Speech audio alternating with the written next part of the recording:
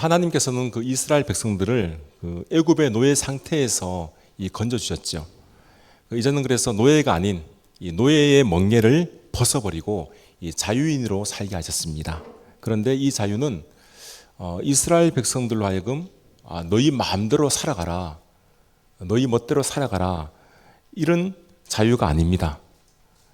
노예의 멍에는 벗었지만 이제 새로운 멍에를 주시는데 그 멍에가 바로 하나님의 말씀의 멍에입니다. 하나님의 말씀의 멍에는 자세히 들여다보면 이거 거의 멍에라고는 할 수 없습니다. 왜냐하면 이 당연히 사람들이 지켜야 할 법이기 때문입니다. 오늘 본문에 있는 말씀처럼 뭐 살인하지 말라, 내 부모를 공경하라, 간음하지 말라, 거짓말하지 말라, 이런 것들은 우리가 당연히 지켜야 될 법이죠. 이것을 우리가 다른 말로 표현하면 성경에서는 내 이웃을 사랑하라 라는 말입니다. 이 모든 이스라엘 백성들은 한 공동체였기 때문에 알고 보면 모두 부모이고 모두 형제 자매이고 나의 누이고 뭐 동생이고 그렇습니다. 누가 자기 형이나 동생이 잘 되길 바라지 못 되길 바라는 사람은 아무도 없습니다. 또한 누가 자기 누이를 술집 여자 취급하듯이 음란의 대상으로 생각하겠습니까? 그렇지 않습니다. 하나님께서는 이스라엘 백성들이 이 말씀의 멍에를 매는 것이 절대적으로 중요하다, 이렇게 말씀하십니다. 너희들이 말씀의 멍에를 메고 있다면 내가 너희들에게 마음껏 복을 주겠다, 이렇게 약속하십니다. 근데 반대로 하나님의 말씀의 멍에를 싫어하고 자기의 욕망으로 살아갈 때는 다시 너희에게는 노예의 멍에를 내가 지게 만들겠다. 그래서 이스라엘 백성들이 복을 받으려면 그들은 하나님 말씀의 이 멍에를 져야 합니다. 오늘 이 정료 주일에 오늘 우리에게 주시는 이 말씀의 멍에를 모두 우리가 짐으로 진정한 복을 누리는 저와 여러분들 수 있기를 주님의 이름으로 바랍니다. 오늘 이 본문은 이렇게 말씀하고 있죠. 너는 내 하나님 여호와께서 명령한 대로 내 부모를 공경하라. 그리하면 내 하나님 여호와가 내게 준 땅에서 내 생명이 길고 복을 누리리라. 살인하지 말지니라, 간음하지 말지니라, 도둑질하지 말지니라, 내 이웃에 대하여 거짓 증거하지 말지니라. 지난주 우리는 그 십계명의 말씀 중에서 하나님에 대하여 하나님에 대한 계명을 어떻게 지켜야 하는지를 저희가 말씀을 들었습니다. 가장 먼저 주신 말씀이 너는 우상을 내 옆에 두지 말고 우상을 섬기면 안 된다라는 말씀이었죠. 만약 이스라엘 백성들이 하나님 외에 우상을 섬기게 되면 이스라엘 백성들이 이 땅에 존재할 이유가 없는 겁니다. 그래서 이스라엘 백성들에게 가장 무서운 원수는 뭐냐면 우상입니다. 이 우상을 섬기지 말아야 되는 거죠. 우상을 절대적으로 섬기면 안 되고 하나님만을 섬기며 하나님의 계명을 지키는 자에게는 천대까지 은혜를 베풀어 주시겠다, 이렇게 말씀해 주셨습니다. 그런데 이 사람이 하나님의 은혜를 받았다고 해서 나와 함께 살고 있는 자들을 막 무시하고 거들떠 보지도 않고 그러면 안 되는 겁니다. 그래서 하나님께서는 사람들에 대한 이런 윤리적인 계명을 주시는 것이죠. 이것이 바로 십계명 중에서 제5계명에서 마지막 10번째 계명까지 그 말씀입니다. 하나님께서 사람들에게 주신 윤리 계명으로 가장 먼저 가르쳐 주신 것은 내 부모를 공경하라는 겁니다. 내 부모를 공경하라. 여러분, 우리가 지금까지 멋지고 훌륭하게 자란 것은 사실 내 힘으로 자란 것이 아닙니다. 부모의 돌보심이 있었기 때문이에요. 이 부모가 어린 자녀를 먹이고 입히고 또 가르치면서 여러 가지로 수고했기 때문에 지금 이 자리에 저와 여러분들이 있는 겁니다. 이 부모가 아니었다면 우리 세상에 태어날 수 없습니다. 만약 내가 혼자서 멋대로 자랐더라면 지금 내 모습 어땠을까요? 아마 오늘처럼 되지도 못했을 겁니다. 어쩌면 이상한 사람이 되고 말았을는지도 모릅니다.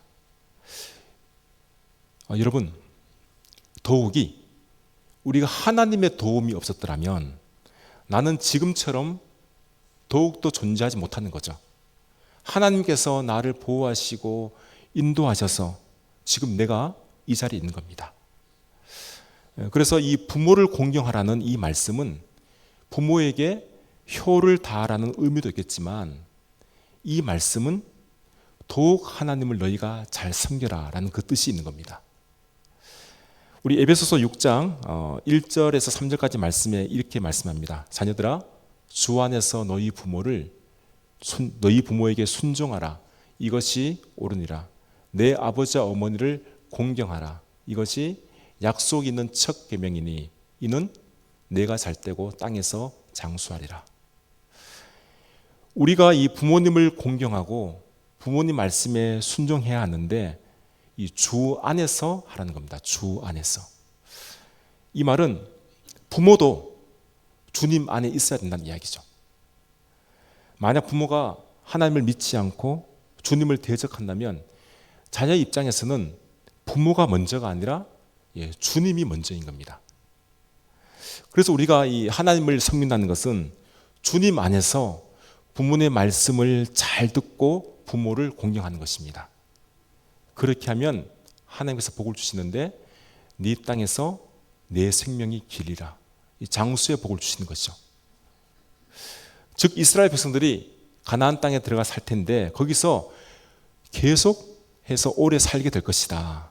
그리고 하나님의 귀한 백성으로 하나님께서 능력을 주시고 힘을 주시고 복을 내려주신다. 그 말씀을 하고 있는 겁니다. 여러분, 이스라엘 백성들이 복을 받는 비결은 다른 데 있는 것이 아닙니다. 오로지 하나님의 말씀, 이 말씀에 순종해서 말씀대로 살아가는 것입니다. 우리도 마찬가지입니다. 우리도 복을 받으려면 그 복 받는 비결이 다른 데 있는 게 아니에요. 하나님 말씀대로 따라가야 됩니다. 그런데 세상의 시선은 어떠냐면 하나님의 말씀만 믿고 사는 사람들은 그냥 평범한 사람밖에 되지 못한다, 이렇게 보고 있는 거예요. 하나님 말씀을 붙드는 것은 어쩌면 너무 소극적이고 너무 무능한 것이 아닌가, 이렇게 생각하고 있습니다. 그래서 이스라엘 백성들도 이 사실을 믿지 못해서 하나님을 믿다가 이 세상으로 간 겁니다. 결국 어떻게 되었습니까? 그들의 결말은 망하게 된 겁니다. 오늘날도 그렇습니다. 하나님 말씀 없이 자기 정욕대로 살면서 세상에서 성공한 사람들을 흔히 볼 수도 있겠지만 그들의 말로는 사실 성공이 아니라 실패입니다. 좌절이고 낙심입니다. 여러분, 우리가 이 세상에서 편안하게 사는 것은 내가 모든 것을 완전하게 잘해서 그런 것이 아니에요. 하나님께서 내게 닥치는 위험과 또는 위기를 막아주시기 때문입니다. 눈에 보이지 않는 하나님의 그 손이 나를 감싸고 있기 때문에 내가 지금 여기서 잘 살고 있는 겁니다. 우리가 알지 못하는 순간과 상황들이 얼마나 많이 있지 않습니까? 그것을 미리 하나님께서 아시고 우리를 지켜주시고 도와주시기 때문에 내가 지금 이 땅에 편안히 살고 있는 것을 우리가 믿어야 됩니다. 그래서 우리는 평소에 하나님의 말씀을 의지해야 되고 말씀대로 살아가야 가도록 우리가 힘을 써야 하는 것이죠. 내 기분이나 내 욕심대로 마음대로 살아서는 안 됩니다. 말씀 안에 살아갈 때 이것이 바로 복된 삶이구나, 우리가 이것을 오늘 말씀을 통해서 깨달을 수 있기를 바랍니다. 두 번째, 하나님은 이 자기 욕심이나 정욕 때문에 다른 사람을 해치지 말라, 이렇게 말씀하고 있죠. 살인하지 말지니라. 여러분, 우리 마음에는 이 두 가지의 이 불이 있어요. 하나는 뭐냐면 분노의 불이에요. 또 다른 하나는 이 정욕의 불입니다. 이게 막 이글이글 타오르고 있어요. 이 분노와 정욕의 불은 우리로 하여금 어떻게 해서든지 그것을 하도록 이끕니다. 우리 마음속에 이게 있는 거예요. 여러분, 분노의 불이 무엇입니까? 누군가를 미워하는 거죠. 누군가를 싫어하는 겁니다. 이것이 극단적으로 나가게 되면 사람을 죽이는 살인을 하게 된다는 이야기예요. 우리는 어떤 사람이 너무나도 밉고 너무나도 싫으면 그 사람과 함께 있기가 싫어요. 함께 있을 수가 없습니다. 그 사람 생각만 해도 내가 치가 떨리기 때문에 저 사람 죽었으면 좋겠다, 이런 마음이 있는 거예요. 심지어는 실제로 이걸 행동으로 옮기게 되면 살인하는 거죠. 여러분, 우리 안에 혹시나 미워하는 그런 마음이 있을지라도 절대 사람 죽이면 안 됩니다. 잡혀갑니다. 그것보다 하나님께서 하지 말라고 하시니 하시면 안 됩니다. 왜냐하면 이 생명을 만드신 분이 하나님이시기 때문에요. 생명의 주인께서 하나님이시기 때문에 내가 다른 사람의 생명을 취할 수는 없는 겁니다. 모든 사람은 하나님께서 살게 하시는 동안은 내가 싫든지 좋든지 간에 이 세상에서 함께 살아야 돼요. 하나님이 생명을 붙들고 있기 때문입니다. 예수님께서 이런 말씀하셨습니다. 다른 사람에 대해서 화를 내고 분노하는 것은 그 사람을 죽이는 것이다, 살인하는 것이다, 이렇게 말씀하셨어요. 이 누군가가 저 사람에게 막 화를 내요. 막 분을 뿜습니다. 그러면 그 말을 들었던 사람은 그때부터 이 속상합니다. 속앓이를 시작해요. 막 속이 병드는 거죠. 그 분노의 말이 그 사람 마음에 비수가 되어 꽂혀서 점점 그 사람의 숨통을 조여들게 만듭니다. 그러면 그 사람은 점점 죽어가는 거예요. 그래서 예수님께서 너희는 분노하지 마라, 화내지 말라, 이게 살인하는 것이다, 이렇게 말씀하고 있는 겁니다. 여러분, 우리도 이 분노의 말을 함부로 해서는 안 됩니다. 부모가 아무리 화가 나가지고 저 자식한테 저놈 진짜 그럴 놈이다, 이렇게 분노의 말을 쏟으면 안 되는 거예요. 부부 사이에 안 좋은 일이 있더라도 남편이 아내에게, 또 아내가 남편에게 막 분노의 말, 저주의 말을 퍼부으면 안 됩니다. 정말 죽이는 거예요. 친구끼리라도, 직장 동료끼리라도 저 죽일 놈 살릴 놈 하면서 이 분노의 말을 막 쏟아내면 안 되는 겁니다. 왜냐하면 그 말이 상대편을 죽이기 때문입니다. 우리는 이 분노의 말을 하는 것이 아니라 그 사람이 잘못했어도 용서의 말을 해야 됩니다. 용서의 말은 그 사람을 살리는 말이에요. 혹 내 주위에 나를 분노하게 만든 사람이 있더라도, 내가 화가 나더라도 부디 참고 용서의 말을 해보십시오. 그러면 그가 살아요. 그의 모습이 나의 용서의 말 때문에 점점 좋은 쪽으로 변화하게 되는 것입니다. 또 이 사람의 마음속에는 이 분노의 불 이외에 정욕의 불이 있습니다.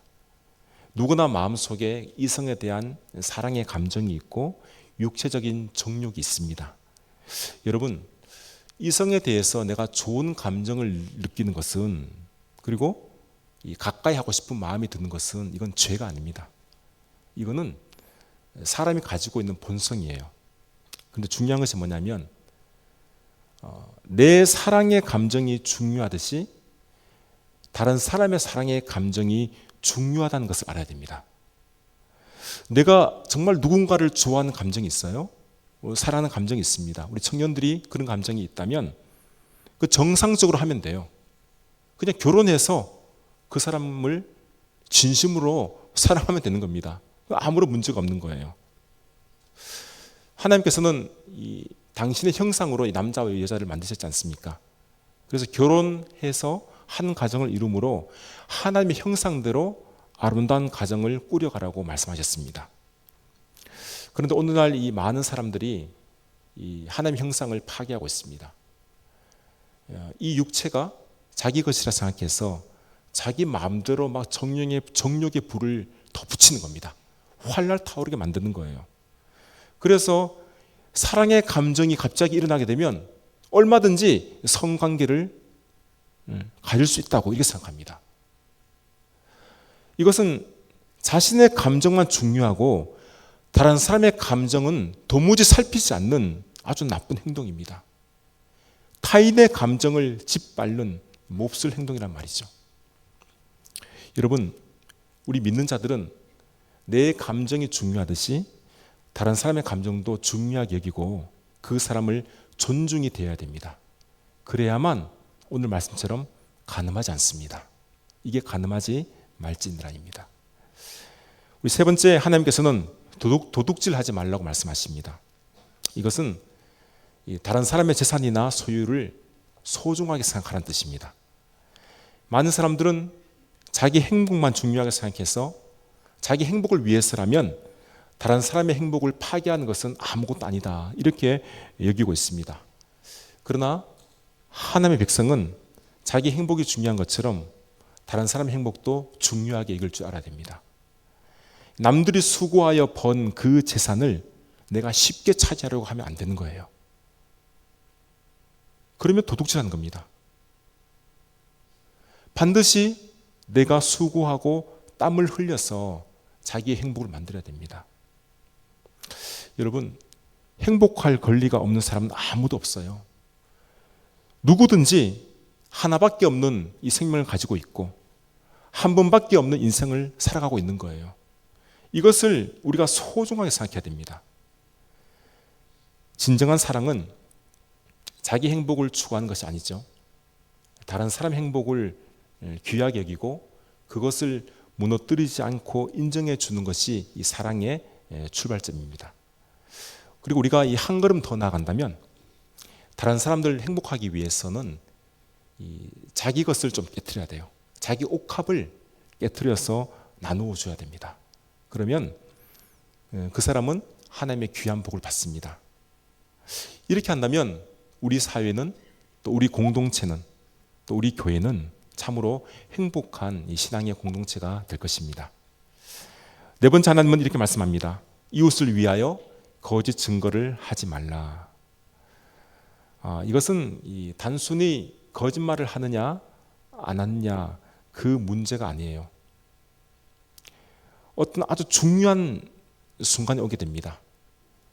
이 법정에서 내가 진술을 할 때 아무리 내가 싫어하는 사람이 할지라도, 아니면 반대로 내가 좋아하는 어떤 가족이라 할지라도 증언을 할 때는 진실되이 왜곡하여 말하지 말라, 그 말이에요.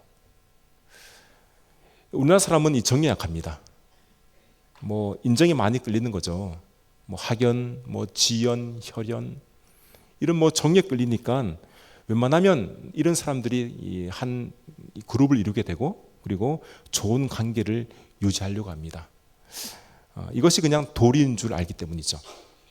그래서 혹시나 이 법정에 가더라도 그러면 거짓 진술할 때가 많아요. 이 정 때문에 어쩔 수 없이 거짓말 한다는 겁니다. 그렇게 하지 말라는 겁니다. 그런데 이제 미국은 그렇지 않아요. 미국은 가족이라 할지라도 잘못했으면 그 잘못을 그대로 진술합니다. 옳고 그른 것을 분명히 말하죠. 그들은 그렇게 교육을 받은 것입니다. 여러분, 우리 하나님의 백성들은 내가 좋아하거나 내가 싫어하거나를 떠나서 사실을 사실 그대로 말해야 됩니다. 왜냐하면 억울한 피해를 입은 사람이 없도록 하기 위해서이죠. 사실을 사실대로 말하지 못하고 거짓을 말하게 되면 나는 그 사람에게 피해를 주는 겁니다. 믿는 자들은 바른 말을 할 줄 아는 책임이 있습니다. 그렇기 때문에 우리가 너무 혈연, 지연, 학연에 얽매여서는 안 됩니다. 물론 그 관계를 잘 유지하되 그 관계 속에서 진실되고 거짓된 것은 분명히 구별을 해야 합니다.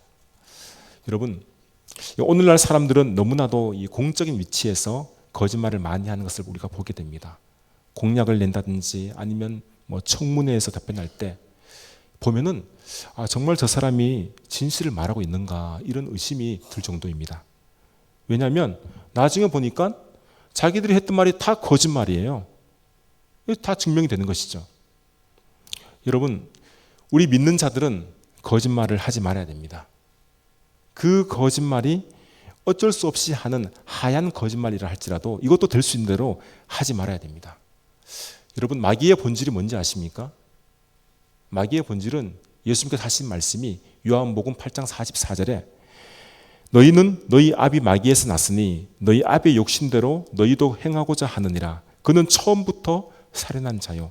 진리가 그 속에 없으므로 진리에 서지 못하고 거짓을 말할 때마다 제 것으로 말하나니 이는 그가 거짓말쟁이요 거짓의 아비가 되었습니다. 마귀가 뭡니까? 거짓말쟁이입니다. 거짓말쟁이. 거짓의 아비. 아주 거짓의 왕입니다. 왕. 이게 마귀예요. 이게 마귀의 본질이에요. 한번 돌아보십시오. 마귀가 사람뿐만 아니라 국가와 국가 간에도 거짓말을 하게 만듭니다. 그렇게 흔드는 거죠. 저는 목회자라서 그런 말을 하는 것이 아니라 저는 어릴 때부터 이 거짓말 하는 걸 참 싫어했습니다. 물론 저도 거짓말을 했겠죠.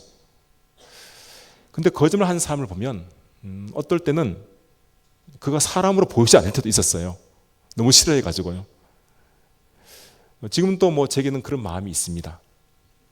거짓말을 내서 어쩌면 자신에게는 유리한 입장이 될 수 있고 또 이익을 남길 수 있을 수도 있겠지만 이것은 결국 다른 사람의 행복을 짓밟는 거예요. 이거 분명히 알아야 됩니다. 그러면 하나님께서 그 사람에게 주셨던 복을 거두어 가시죠. 그리고 다시 그에게 복을 주실까요? 복을 주지 않습니다. 우리 마지막으로 하나님은 십계명에서 이 탐욕에 대해서 말씀하십니다. 21절 말씀 보겠습니다. 내 이웃의 아내를 탐내지 말지니라.